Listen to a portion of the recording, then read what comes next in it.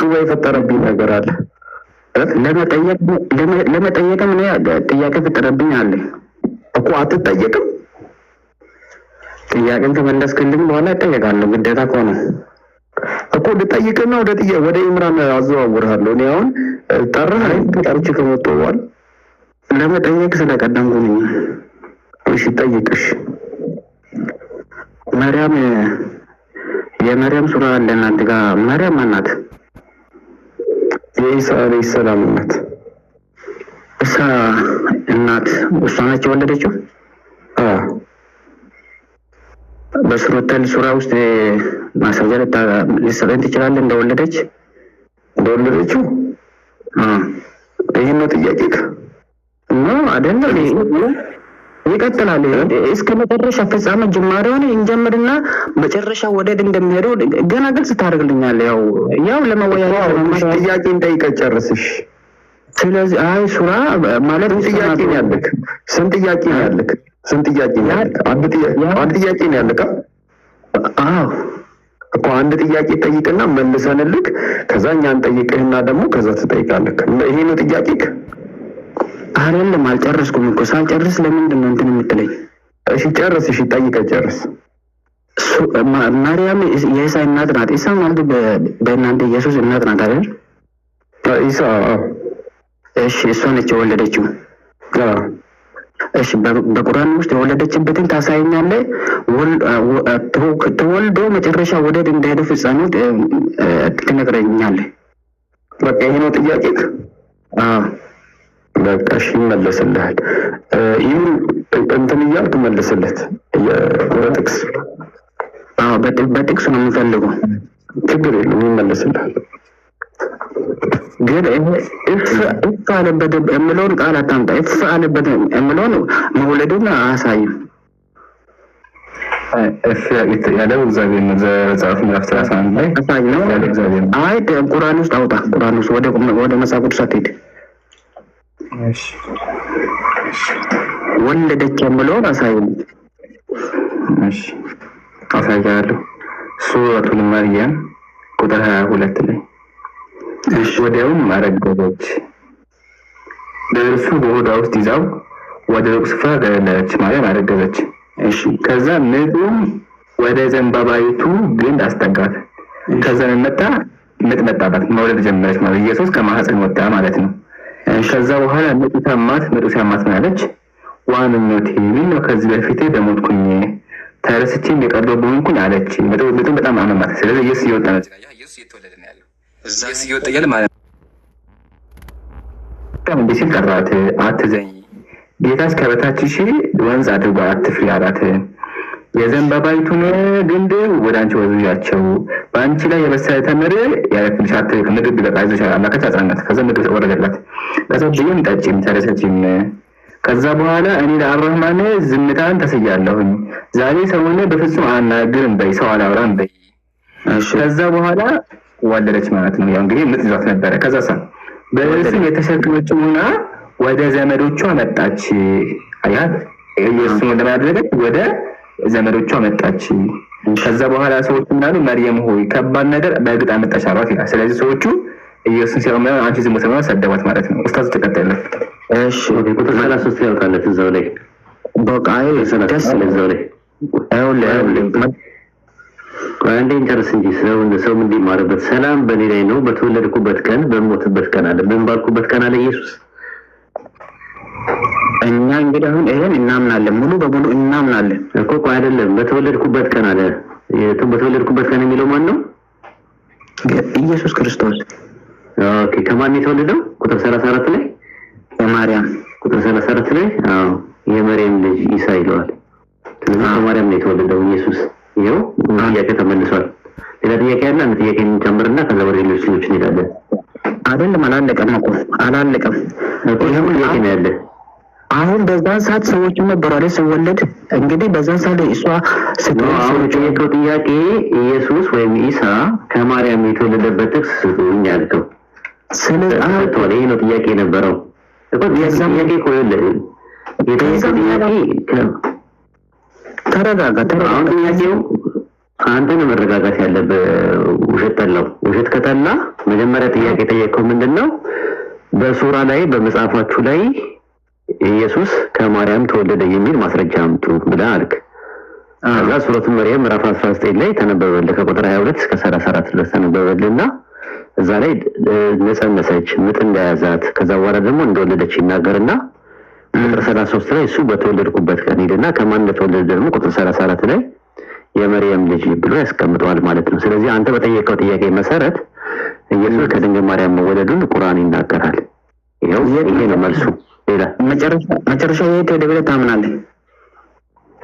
አሁን እሱ ሌላ ጥያቄ ነው። ሁለተኛ ጥያቄ ነው። የመጀመሪያ ጥያቄ ተመለሰልህ እኮ? አዎ ተመለሰልኝ። መጨረሻው ወደ ሄደ ብለህ ታምናለህ? ስለዚህ ኦኬ በቃ እሱ ከተመለሰልህ ደግሞ ሁለተኛው ጥያቄ አሁን ሌላ ጥያቄ አትጠይቅም። አንድ ጥያቄ ብቻ ነው ቻንስ የምንሰጥህ።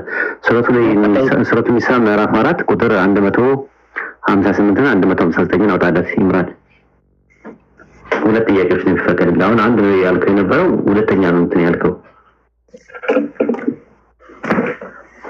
ሱረቱ መርየም ሱረቱ ኒሳ ምዕራፍ 4 ቁጥር 158 እና 159 ላይ ይምራን አለ ኡስታዝ ምራከኝ። እሺ ሱረቱ ኒሳ ምዕራፍ 4 ቁጥር 158 እና 159 ላይ እሺ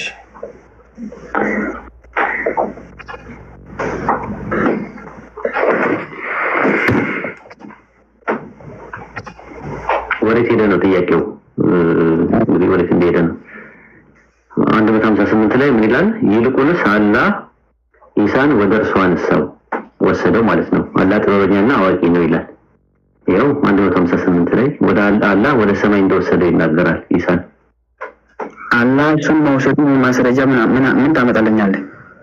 ይኸው ኢሳውን የምታነበው እዚህ ላይ አይደለም አላህ ወሰደ ይላል እንጂ አሁን ለምሳሌ እኔ ምስጥ አለኝ ብል በእኔ ነው የምታምነው ወይስ በምስክሮች ነው የምታምነው? ሌላ ሰው ከሌላ ሌላ ጥያቄ ነው። አሁን ምንድነው የፈለግከው? ወዴት ሄደ ለሚለው ነው። አይ እንግዲህ ጥያቄ እየወደደ ከሆነ ገተታ ነው የሚባለው። አንተ ተማሪ ነህ፣ መማር ነው የፈለግከው። ጥያቄ ጠይቀህ ሁለት ጥያቄ ጠይቃለህ። የመጀመሪያው ጥያቄ ኢየሱስ ወይም ኢሳ ከመርየም ስለመወለዱ ማስረጃ ስጠኝ አልክ፣ ተሰጠ። አሁን ደግሞ ቀጣይ ደግሞ ምን ጥያቄ ጠየቅ? ሁለተኛ ጥያቄ ጠየቅ። ኢሳ ወዴት ሄደ ከዛ በኋላ አልክ። ወዴት ሄደ ለሚለው ደግሞ ወደ ሰማይ አረገ ወይም ደግሞ ወደ አላህ ዘንድ ሄደ። ለመሄዱ ማስረጃው ሱረቱ ኒሳ ምዕራፍ 4 ቁጥር 158 እና እንደገና ደግሞ ሱረቱ አሊ ኢምራን ምዕራፍ 3 ቁጥር 55 እና 56 ነው ማውጣት ይቻላል። ይሄ በቂ ነው። አሁን ወደ ሰማይ ያደረገና አላህ ወሰደ እኮ ይለያያል። ወደ ሰማይ ያደረገ ማለት በስልጣኑ ማለት አላህ ወሰደ ማለት ወደ አላህ ወሰደው ማለት መላእክቶች የት ነው ያሉት? ለምሳሌ አይ ጥያቄውን መልስ እንትንገረለ ከቀለል ወደ አላህ ወሰደው። አላህ ወደ ራሱ ወሰደው። ይሄው መልስ ምን ይችላል? ሰማይ የሚለው አላህ ወደ ራሱ ወሰደው። ይሄው እሺ አላህ በሚወስድበት ሰዓት ታዲያ ሰዎቹ ነበርኩ በምድር ሲወለድ ሰዎቹ አዩ። አሁን አላህ በሚወስድበት ያው ሌላ ጥያቄ ነው እሱ። አሁን ሶስተኛ ጥያቄ ነው። በቃው ሜልች እንዴት ነው? መልስልኝ። ያዩ ሰዎች ማስረጃ አምጣልኝ። ያዩ ሰዎች ማስረጃ አምጣልኝ። እነማን እንዲያዩት የፈለከው? ሰው ነበር እኮ ያኔ እኮ ማን እንዲያዩት? ኦኬ ቀለል አድርገህ ጥያቄ ጠይቅ። ድንግል ማርያም የጸነሰችው ከማን ነው? ሰው ነበር ስሄድ እሱ ነው ያለበት ሰው ነበር ስሄድ አላህ ሰው ቀለል ቆይ አላህ ሰው ኢምራን አይ ቲንክ ከነዚህ ሰዎች ለማውራት ይከብዳል። አንድ ረጋግታ ነው ገናች ታቀበቀበትና እንትን ይበል። አይ ቲንክ በእንደዚህ አይነት መልኩ ተማሪ ከስር ያለውን ሰው አይማርም። አይ ቲንክ እሱም ራሱ አይማርም ራሱ ማለት ነው። ታች ወረድና ቆይ አንዴ ይወጣል በስከንደ ሜታር ባንዴ ከሄድ ከላስ ይወጣል። እንደዛ አይነት ከባድ ነው ለማውራት። ቢያድሪ ሲመጣ ባካችሁ ለገብራችሁ ለማውራት ሞክሩ። እየጮኻችሁ ከሆነ የሚያዳምጠውን ሰው ማዳመጥ አችልም፣ የሚወራውን ነገር ደግሞ አይገባም። ስለዚህ ፕሊስ አትደራረቡ ለማለት ነው። እሺ ጀዛከላሁ ኡስታዙና ማርያም ሰላም ብያለሁ። ሰላም እንዴት ነህ? አንተ ማለት ትናንትና ሙስሊም ተዋክስ ነው አይደል? ፊደሎችን ያስተማርክ ነበር።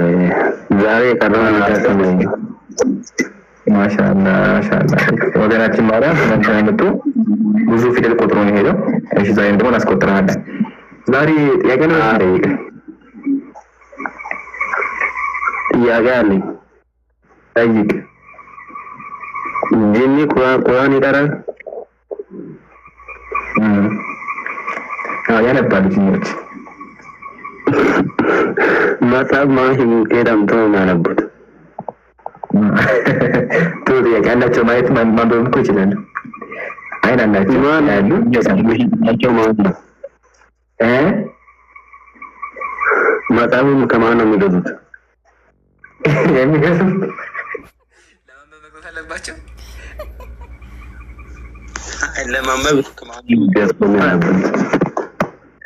አሪፍ ስለዚህ አረ ደማሳውስ ግብና እንበል በጊዜያችን በአግባቡ እንጠቀምበት። እንዲህ አይነት ኔክስቱም ልክ ያለ ነገር ኦዲየንሳችንን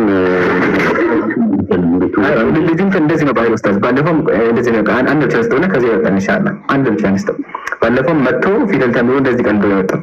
እኛ ለሚጋይድም ቀልዳለ አንድ መስጠት ትወዳለ። እሺ በማለት ሰይጣን ቤተክርስቲያን ገብቶ ያገለግለው ወይስ ያገለግለው? አያገለግልም። ናስ ክርስቲያን በባት የሚያገለግል ከሆነ እስኪ ናችን በባት አንዴ ወይኔ ማለት እኮ አልሰማም። መልስ ለኮች አንዴ ማለት ነው። ሰንደበት ምን እንደምትል መስኪያት የመጽሐፍ ነው የኦርቶዶክስ መጽሐፍ ተአምረ ማርያም እስከንብበው። እሺ ዝቃ ቆይቶ ጋር ነው ከላይ ጀምር። ከመጀመሪያ ጀምሬ ሁለተኛ ብሎካ ማሻአላህ አለይክ። ዛሬ ማንበብ ይችላል። እየጎበዝክ ነው ያለው። ቀጥል። ትናንትና ማንበባችን ስትል ነበር፣ ዛሬ ግን ጎበዝክ። ቀጥል። ሻበባት አንዴ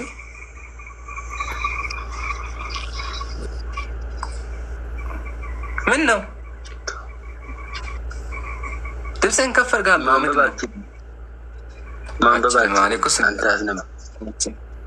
በቃ እኔ እኮ እሱን ነው ላንብብልህ እኔ። ሁለተኛም ይፈጭ ዘንድ አዘዙትና በብዛት ፈጭቶ ሰጣቸው። አብዝቶ ይፈጭ ነበረ እንጂ እንደሱ መጠን አይፈጭም። ዳግመኛም እንጨት ይለቅም ዘንድ አዘዙትና 200 ሺዎች መሸከም የማይቻላቸውን ተሸክሞ በአንድ ጊዜ ያመጣላቸው። መነኮሳቱም አይተው እመቤታችን ማርያምን አመሰገኑ፣ አደነቁ። ያን ሰይጣን ግን ይህን ያህል ሸክም በምን ተቻለህ አሉት። እሱ ግን ካልበቃችሁ ልቦናችሁ ያሰቡን እሸከማለሁ አላቸው። የዚህ አገር ሰዎችም እርስ በእርሳቸው ቀድሞ በዚህ ሰይጣን ተፈትነን አዝነን ነበረ፣ ዛሬ ግን ደስ አለን። እመቤታችን እንደ ባሪያ ያገለግላችሁ ብላ ይህንን ሰይጣን ከሰጠችን በኋላ ከድካማችን ሁሉ አርፈናል ተባባሉ ይላል። ስለዚህ ሰይጣን ቤተክርስቲያን መነኩሴ ሆኖ ያገለግል ነበር ማለት ነው። ዱቄት እየፈጨን እንጨት እየተሸከመ ቤተክርስቲያን ያ መነኮሴ የት ነው ያለው? ስለዚህ ቤተክርስቲያን ምን ያለው? እሺ ቤተክርስቲያን አይሆን ክርስቲያኖችን ያገለግላል፣ መነኮሳቱን አያገለግልም በፍጹም። እዚህ ጋር ግን መነኮሳቱን ያገለግላቸው፣ ዱቄት ያስፈጭላቸው ነበረ። በተዘዋዋሪ የመዳም ቅመም ነበር ማለት ነው። ዱቄት ይፈጫል፣ ቤት ያጸዳ ምናምን ማለት ነው። ስለዚህ ክርስቲያኖች ሰይጣንን ባሪያ የመዳም ቅመም አድርገውታል። ዱቄት አስፈጪ፣ እንጨት ፈራጭ አድርገውታል። አዋ ሰይጣን ይሄ ነው የሚገባው። ካለ ደሞዝ እሱን እንትን ማድረግ አሰሪ ማድረግ ሰይጣን ስለሆነ እንደዛ ቂጣት ይገባል። ይምራን አለ ለሜታጋ አለ ኡስታዝ ፈረጎን ታውቀዋለህ? ፈረጎ የሚባል ጂኒ ላላ በስም አውቀዋለሁ ግን እንትን ፈረጎ የሚባል ጂኒ ነበረ። የሆነችን ሴት አገኛትና ከሷ ጋር ተገናኙና መጥቆራ የሚባል ሰው ተወለደ።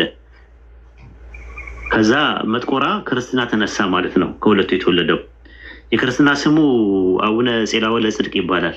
በኦርቶዶክስ ታቦት ተቀርጾለት በስሙ ተሰርቶለት ህዳር 29 ቀን በአመት ይከበራል። ይህን ታውቃለህ? መጥቆራ ፈረጎ ነው አባቱ። ፈረጎ ጂኒ ነው ራሱ ጋኔል ነው። ከዛ ሴቷን አስረግዟት መጥቆራ ተወለደ። ከዛ መጥቆራ ከተወለደ በኋላ ክርስትና አስነሱት። ከዛ የክርስትና ስሙ አቡነ ጸዋልዕ ለጽድቅ ሲሆን በኦርቶዶክስ ታቦትና ቤተክርስቲያን በስሙ ተሰርቶለት ህዳር 29 ቀን በየአመቱ ይከበርለታል። ኦርቶዶክሶች ያከብሩታል። ይህን ታውቃለህ? ውሸት በ29 የሚከበረው ፈረጎ በ29 ባለ እግዚአብሔር ነው። ድርብ ደግሞ ፈረጎ ነው። ማነው እንትና ነው መጥቆራ ነው። ወይ ታላወቅ ያው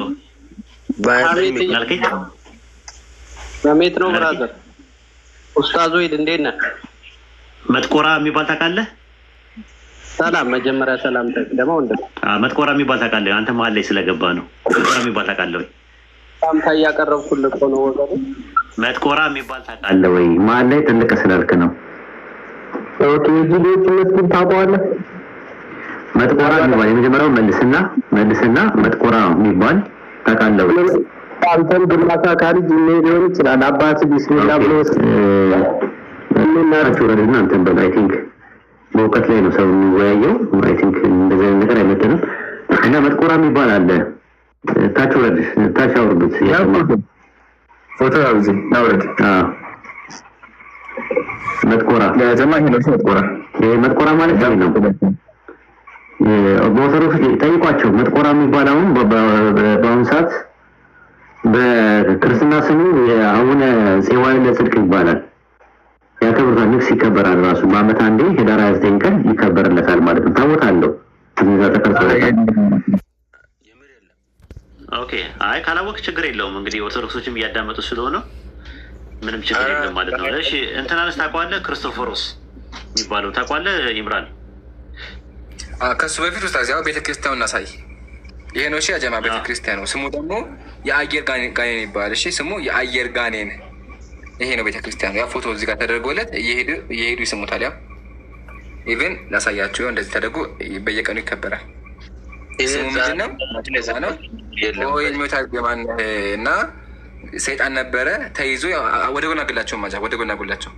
አሁን ይሄ ድሮ ባላንደ በዚህ ጋር ደግሞ ሲጠመቀ ተጠመቀ በውሃ ጥምቀውት ከዛ በኋላ እንጨት ተሸክሞ ዙም አግላቸው እንጨት ተሸክሞ ጠጋቸው እንጨት ተሸክሞ።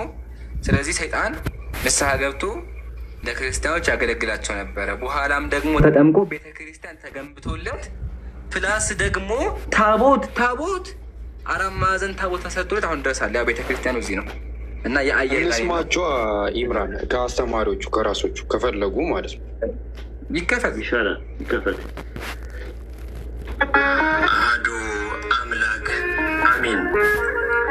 አቡነ ጸዋልዕ ለጽድቅ።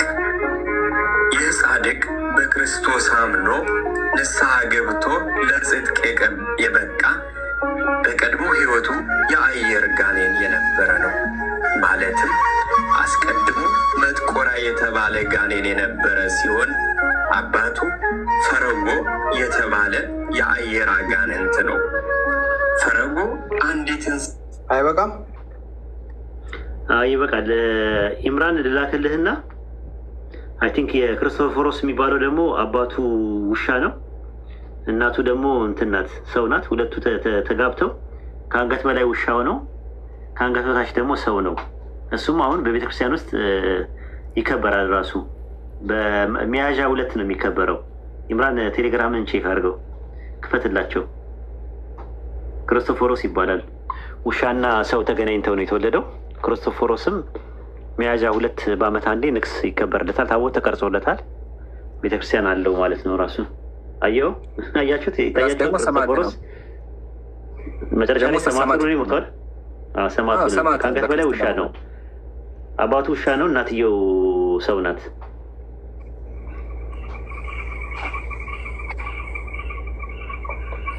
ይሁት እና ኢቨን ደግሞ በኢትዮጵያ ብቻ አይደለም በግሪክም አለ፣ ሁሉም ይቀበሉታል። እና ኢቨን ተዋጊ ራሱ ነበር፣ ተዋጊ ሆኖ ተዋግቷል ጦርነት እና ከላይ ውሻ ነው። ከስር ደግሞ በዚህች ቀን ሰማዕቱ ቅዱስ ክርስቶፎሮስ አረፈ አይቀረበ። በዚህች ቀን ሰማዕቱ ቅዱስ ክርስቶፎሮስ አረፈ። ክርስቶፎሮስ ትርጉሙ ለባሴ ክርስቶስ እንደመሆኑ በሐዋርያት ዘመን የነበሩ ቅዱሳን በዚህ ስም ይጠሩ ነበረ። ከእነዚህ አንዱ ቅዱስ ክርስቶፎሮስ ሀገሩ በላዕተ ሰብ ሰውን የሚበሉ ውስጥ ነበር። ይህች ሀገር አሁን የት እንዳለች በውል ባይታወቅም የቅዱስ ማትያስ ሀገረ ስብከት በመሆኗ አውሮፓና እስያ ድንበር አካባቢ እንደሆነች ይገመታል። የአካባቢው ሰዎች ከሰው ስጋ ውጭ እህልን አይቀምሱም ነበር። ቅዱስ ማትያስ በእነርሱ ያደረውን እርኩስ መንፈስ አስወጥቶ አሳምኗቸዋል። ከሀገሩ ሰዎችም አንዳንዱ ገጻተ ከለባት የውሻ መልክ ያላቸው ነበሩ። ክርስቶፎሮስም ከእነርሱ አንዱ ነበረ። በክርስቶስ አምኖ ከተጠመቀ በኋላ በስብከቱ ብዙዎችን አሳምኖ ስለ ሃይማኖትም ብዙ ጽዋት በመከራ ተቀብሎ በዚህች ቀን በሰማዕትነት አርፎ ሰማዕት ሆኖ ነው ያረፈው። ክርስቶፎሮስ ከአንገት በላይ ውሻ ነው፣ ከአንገት በታች ደግሞ ሰው ነው። እኔ ግን ደስ የሚለኝ እንትና ነው፣ የፈረጎ ልጅ ነው፣ መጥቆራ ነው ደስ የሚለኝ። መጥቆራ የፈረጎ ልጅ ማለት ነው። እሺ፣ አይ እንዳዩት ነው። መቀጠል ትችላለህ ኢምራን።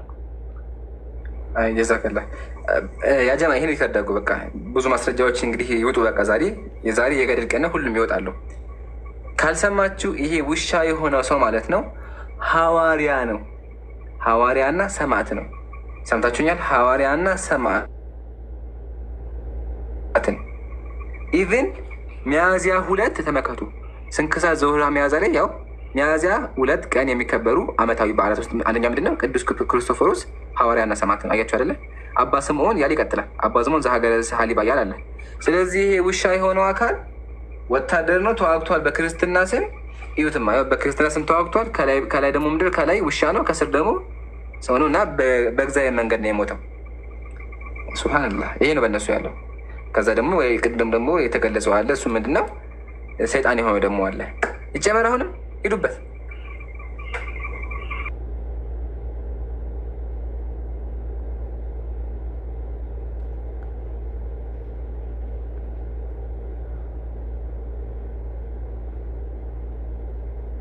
አይበቃም ስለ ክርስቶፎሮስ ወይስ ሌላ ቪዲዮ ነው? ሌላ ቪዲዮ ነው። ሌላ ቪዲዮ ካለ አዘጋጅ። ይሄን ደግሞ ያው ከእነንትኑ አለ እዚህ ጋር ሰው አቅፎ ማለት ነው ክርስቶፎሮስ። አሁን አስባችሁታል? አባታችን ክርስቶፎሮስ ሆይ ጸሎታችን ያሰማ ብላችሁ ለውሻ ስትጸልዩ ይገርማል። ዘፍጥረቱን ስለምን ጃቢር አታወጣላቸውም? ዘፍጥረቱን በጎቹ ዛፍ አይተው ጎምዥተው ያረገዙት ያለ ተራክቡ ማለት ነው። አይተው መጨረሻ ላይ ያዩትን የዛፉ መልክ መስለዋል፣ ዥንጉርጉር ሆነዋል መጨረሻ ላይ። ይምራን እሱን ለምን አታወጣላቸውም? ሰው የወቀው መጨረሻ ላይ አባታቸው ዛፍ ሆኖ ይገኛል። እንደውም ባይብል ላይ ነው ያለው ይሄ ነገር። እስቲ እሱን አውጣው።